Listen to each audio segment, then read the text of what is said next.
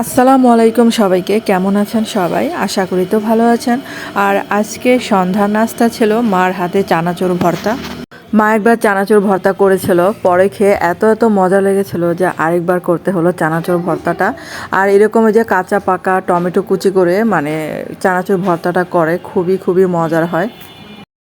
দুপুর থেকে এই চানাচুর ভর্তাটা খেতে চেয়েছিলাম, কিন্তু এত এত কাজের চাপ, ঢাকায় এসে হেল্পিং হ্যান্ডে না থাকাতে এখানে অনেক অনেক কাজের চাপ বেড়ে গেছে। কারণ কয়েকদিনের জন্য এসেছি এখানে এখানে নিজেরাই সবাই কাজ করতেছি, সারাদিন কাজ করতে করতে দিন যায়।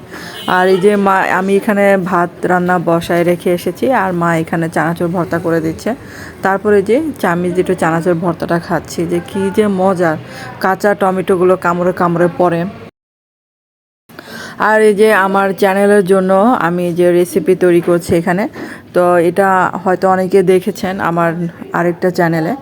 আর এটা অনেক অনেক মজার ছিল এই পিঠাটা। তো এই পিঠাটা আজকে বানিয়েছিলাম আমার জন্য নতুন একটা রেসিপি পিঠা। তো এই পিঠাটা খেয়ে এত এত ভালো লেগেছিল যে আপনাদের কি বলে বোঝাবো। আর তার মধ্যে এটা শেয়ার করলাম আমার প্রথম বানানো এই পিঠা, এবং বাসার সবাইকে খাওয়ালাম। এখন যেহেতু শীতকাল, এখন কিন্তু সবাই পিঠা বানানোর একটা ধুম পড়ে গেছে অনেক আগে থেকে। আর এখন তো ভরা মৌসুম বলতে গেলে। আর এখন এই যে নিত্য নতুন পিঠা বানানো যাবে, পিঠা বানানো খেতেও কিন্তু অনেক মজা। বানাতে একটু না হয় কষ্ট, কিন্তু খেতে যে কি ভালো লাগে পরিবার সবাইকে নিয়ে। তো আমার নতুন একটা পিঠা রেসিপি আমি শেয়ার করেছিলাম আমার ওই চ্যানেলে আর কি।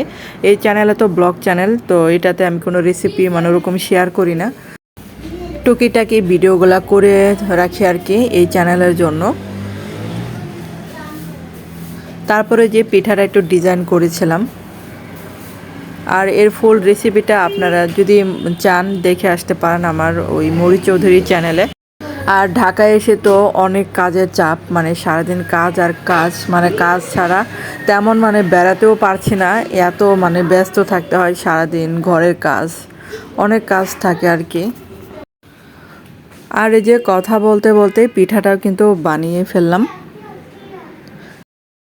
যারা আমার এই চ্যানেলে নতুন আছেন, এখন আমার চ্যানেলটাকে সাবস্ক্রাইব করেনি, তাদের কাছে তো অনুরোধ করলাম প্লিজ চ্যানেলটাকে সাবস্ক্রাইব করে আমার পাশে থাকবেন। আর দেখেন এই পিঠা বানানোটা। তো ধন্যবাদ সবাইকে ভিডিওটা দেখার জন্য।